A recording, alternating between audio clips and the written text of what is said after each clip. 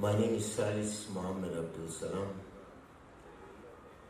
founder Displaced Women and Children Foundation, CEO Face of Peace, and National Convener Movement for the Rights of Almajiri Child.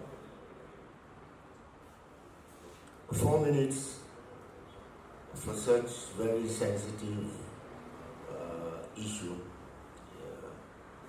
is small, but considering the fact that we will have the opportunity to answer questions, we will be able to highlight more on what you want to hear, not what we want to tell you. You know, this is supposed to be an interactive session, so what you want to hear is different from what we want to tell you. You know, so now he's asking how we got here. Our priorities changed.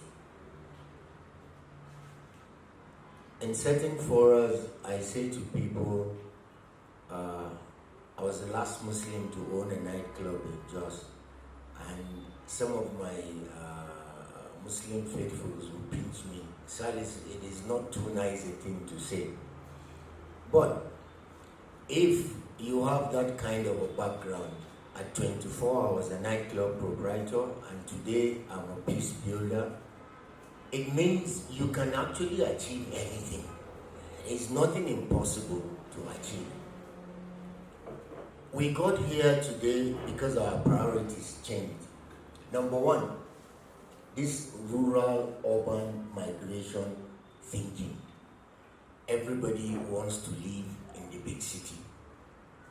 Number two, we go to school today to get certificates, not to get educated. I left the university 86. I have never used my certificate anywhere. In fact, maybe I need to even go and ask my mom where the certificate is. Knowledge today has been relegated to the background, and then it is certificates that we want to brandish. And the north here, where we have this crisis, education has suffered, education is suffering. We have today, living and alive, over 6 million Almajiri children. I can assure you, I think I said it to Suleiman. When he was talking about JTA, I was having goosebumps when they talk about Georgetown ambassadors, because we never knew all these things.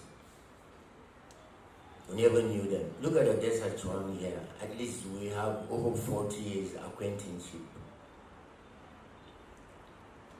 Now, coming back to the issue,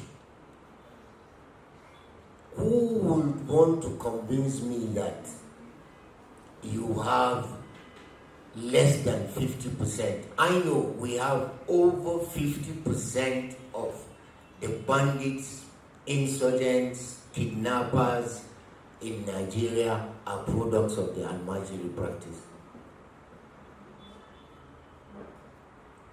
So we keep trying to address issues. The farmer said it, that we're being reactive, not proactive. This year alone, that same Almajiri practice will send forth into the youth platform maybe another 2 or 3 million uneducated people without passion, people who never knew love, people without education, people without skill, people without knowledge beyond tradition.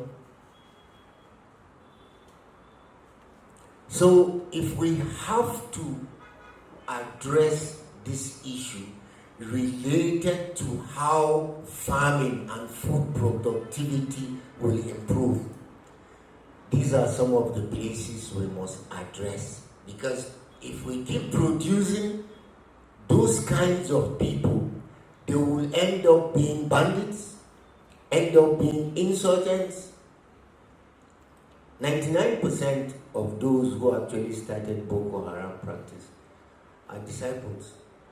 What do you refer to these disciples? Al-Mazirin. So, if we don't address these fundamentals, we will continue to produce. Are you not worried with the numbers where bandits are concerned? There are thousands.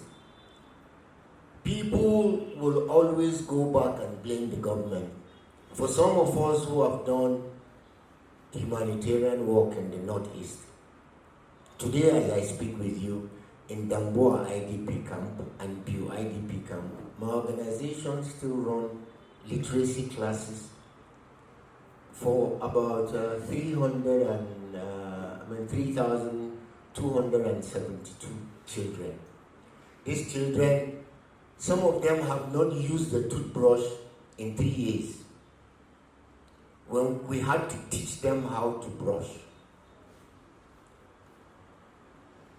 What do you think is going to happen in 10 years' time if this set of children are like that?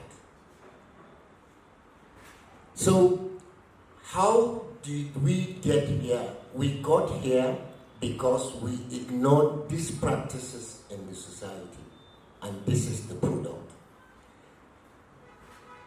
Bandits, insurgents, kidnappers, terrorists, I'm sorry to say, they are all youths.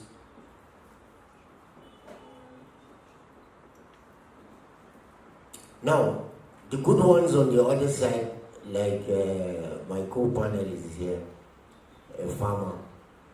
The farmers too are youths. So the choice is yours. Which divide do you want to stand with?